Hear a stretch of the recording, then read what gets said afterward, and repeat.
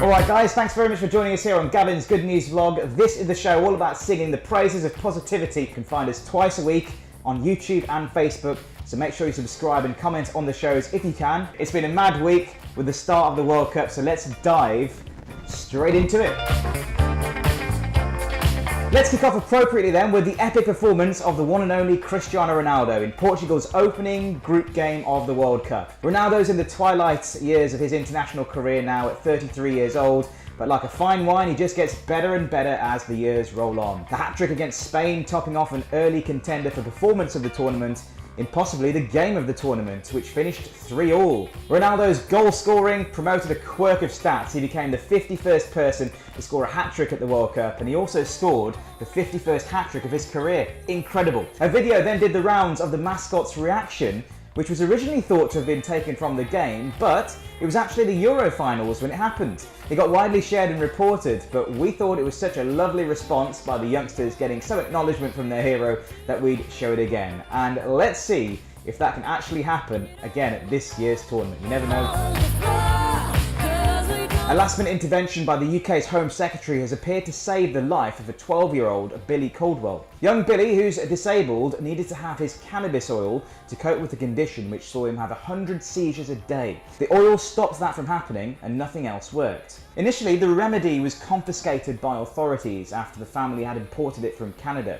But after advice from senior doctors, Sajid Javid personally intervened using an exceptional power to grant an urgent treatment licence. Everyone seems to be overjoyed at what is almost certainly the right thing to do in this situation, and could also pave the way for others in similar predicaments getting the treatments they need.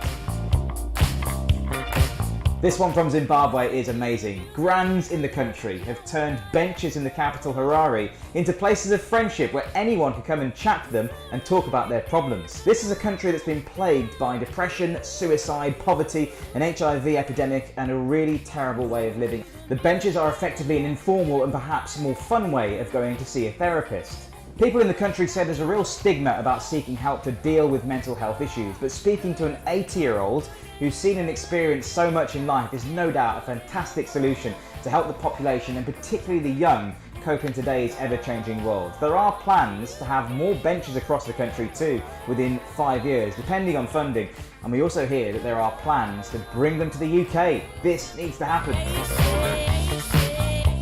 Now, the conflict taking place in Gaza is a tough place to find good news. Hamas and the Israeli forces are in a battle every day, but this gesture by Israeli school children could and should serve as a lesson to both sides. Allegedly, burning kites are said to be flown in to attack those on the Gaza border, but Israeli children, according to state media, have now launched balloons with messages of peace and sweets towards a Palestinian enclave.